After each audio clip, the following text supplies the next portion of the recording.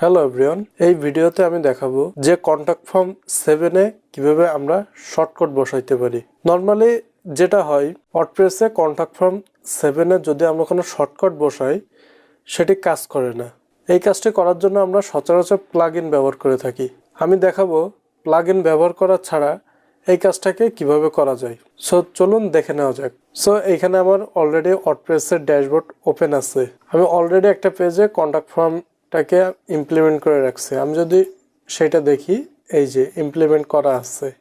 এখন আমি চাচ্ছি এই ফর্মের ভিতরে আমি একটি শর্টকাট বসাবো এবং সেই শর্টকাটে কোনো ডাটাকে ডাইনামিক্যালি শো করাবো।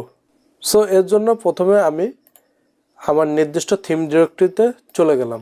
আমি এখানে হ্যালো এলিমেন্টার থিমটি ইউজ করছি। আমি এই থিমের ফাংশন ফাইলে কাজ করব।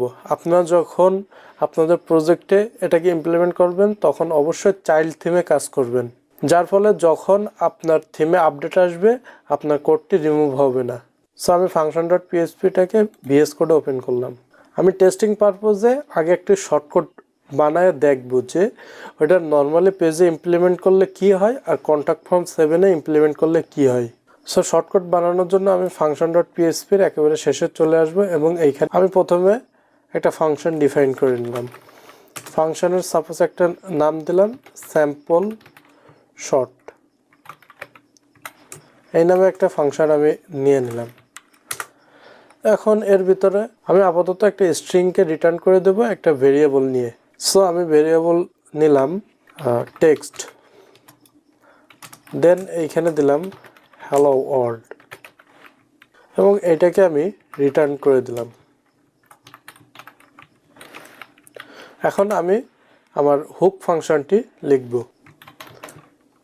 অ্যাড শর্টকাট দিয়ে ফার্স্ট প্যারামিটারে আমি শর্টকাটের নামটি দেব, যেমন এইখানে দিলাম স্যাম্পল এবং সেকেন্ড প্যারামিটারে আমার এই সেম ফাংশনের নামটি আমি এইখানে দেব। এখন চলুন এই শর্টকাটটি আমরা আগে পেজে ইমপ্লিমেন্ট করে দেখি যে কি আউটপুট আসে। সো আমি এখান থেকে পেজে চলে যাব, দেন এই পেজটাকে আমি এডিট করব। অলরেডি এখানে আমি কন্টাক্ট ফর্ম বসায় রাখছি। আমি এখানে আরেকটি শর্টকাট নেব। শর্টকাটের নাম দিয়েছিলাম আমি স্যাম্পল। আমি আপডেট করে দিলাম। এই যে আমার হ্যালো ওয়ার্ল্ড টেক্সটটি চলে আসছে। এবার এই একই শর্টকাট আমি এই যে কন্টাক্ট ফর্ম 7 এ আমি বসায় দেখব যে কি আউটপুট আসে। সো আমি এখান থেকে কন্টাক্ট ফর্মে চলে গেলাম, দেন এডিটে গেলাম। এখানে আমি সেই একই শর্টকাটটি বসাবো। এখানে দিলাম স্যাম্পল, সেভ করে দিলাম। পেজে আসে রিলোড দিলাম। এই যে এখানে আমরা পার্থক্যটা খেয়াল করব। এই যে এখানে কিন্তু শর্টকাটটা যেটা আছে সেই আকারেই চলে আসছে। এখানে কিন্তু সেইটাকে একটা টেক্সট বা একটা স্ট্রিং ধরে নিছে, কিন্তু নর্মাল অবস্থায় আমরা যদি পেজে ইমপ্লিমেন্ট করি যেটাকে আমরা ফাংশনে রিটার্ন করে দেব বা যে কাজটি করব সেইটাকে এখানে শো করাবে। এখন দেখব যে এই কন্টাক্ট ফর্ম 7 এ আমরা কিভাবে সেই ডাটাটাকে নিয়ে আসতে পারি। এটা করার জন্য আমরা আর কি সচরাচর প্লাগইন ইউজ করে থাকি, কিন্তু প্লাগইন ছাড়াও এই কাজটি খুবই ইজিলি করা যায় এবং অল্প কোড লেখার মাধ্যমে। সো চলুন দেখা যাক সেটা কিভাবে করা যায়। আমি আবারও function.php তে চলে আসলাম। এবার আমি এখানে লাস্টে আরেকটা ফাংশন লিখতেছি। ফাংশন লেখার আগে আমরা আরেকটা বিষয় সম্পর্কে ক্লিয়ার হয়নি। তার আগে আমি একটা হুক লিখি, অ্যাড ফিল্টার। এখানে নাম দেব WCF7 অর্থাৎ WordPress contact form 7 from elements.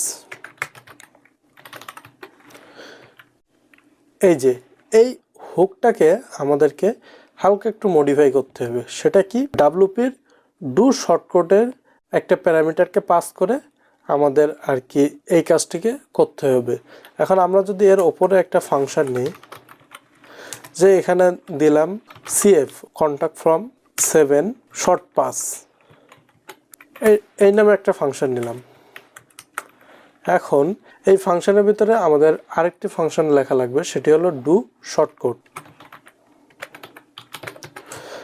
আচ্ছা, এখন এই ডু শর্টকোডের ভিতরে আমাদেরকে একটা প্যারামিটার পাস করে দিতে হবে। এখানে আমরা যে কোনো নাম দিতে পারি। সো এখানে আমি আগে একটা প্যারামিটার দিলাম, সাপোজ দিলাম এ, এবং সেই একই প্যারামিটার এখানে আমাদেরকে পাস করে দিতে হবে এবং এইটাকে আমাদেরকে রিটার্ন করে দিতে হবে। রিটার্ন করে এইখানে আমি দ্বিতীয় প্যারামিটারে সেই ফাংশনের নামটি দিয়ে দেব। এখন সেভ দিয়ে আউটপুটটি দেখব। এই যে আউটপুটে দেখলে কি দেখা যাচ্ছে যে আমাদের শর্টকোডে যে স্ট্রিংটি দেওয়া হয়েছিল নর্মালি যেটা শো করতেছিল সেটা কন্ট্যাক্ট ফর্ম 7 এর ভিতরে শো করতেছে। আমরা যদি আবার কোডটাকে একটু দেখি, জাস্ট আমাদের এই হুকটাকে আমাদেরকে একটু মডিফাই করতে হবে। এখানে ডু শর্টকোড এবং এই হুক এর নামটা কনস্ট্যান্ট থাকবে, মানে এইটাই হবে। আর বাকিগুলো আপনি ফাংশনের নাম বা প্যারামিটার যে কোনো কিছু দিতে পারেন, কিন্তু এইখানে যে নাম থাকবে এইখানেও সেম থাকবে। এই কাজটিকে আমরা প্লাগইনের মাধ্যমে করি। আই থিঙ্ক এইটুক কোডের জন্য আলাদা একটা প্লাগইন ইউজ না করাই ভালো। এখন প্রশ্ন আসে যে কন্ট্যাক্ট ফর্ম 7-এ আমরা শর্টকোড কখন ইউজ করি। আমি রিসেন্ট একটা প্রজেক্ট করছি, আমি যদি সেটাকে দেখাই, এই যে এইটার ভিতর প্রোডাক্ট পেজে গেলাম, যে কোনো একটা প্রোডাক্টের ভিউতে গেলাম। আমি এইখানে যে ফাংশনটা করছি, বাই নাওতে ক্লিক করলে সে একটি ফর্ম দিচ্ছে, সেই ফর্মটি আমি করছি কন্ট্যাক্ট ফর্ম 7-এর মাধ্যমে। এখন এই ফর্মে আমি চাচ্ছি যে এই প্রোডাক্টের নাম এবং প্রাইসটা ডাইনামিক্যালি আসবে, সেটি আমি আর কি শর্টকোডের মাধ্যমে করে রাখছি এবং কন্ট্যাক্ট ফর্ম 7-এ সেটি এই উপায়ে ইমপ্লিমেন্ট করছি। এরকম আর কি ফর্মের ভিতরে যদি আমরা ডাইনামিক কোনো ডাটা পাস করতে চাই তাহলে জাস্ট ফাংশনে এতটুকু কাজের মাধ্যমে আমরা সেটাকে করতে পারি। এই ভিডিওতে দেখানো সোর্স কোডগুলো আমি ডিসক্রিপশনে দিয়ে রাখবো। সো আজকে এই পর্যন্তই, সকলে ভালো থাকবেন।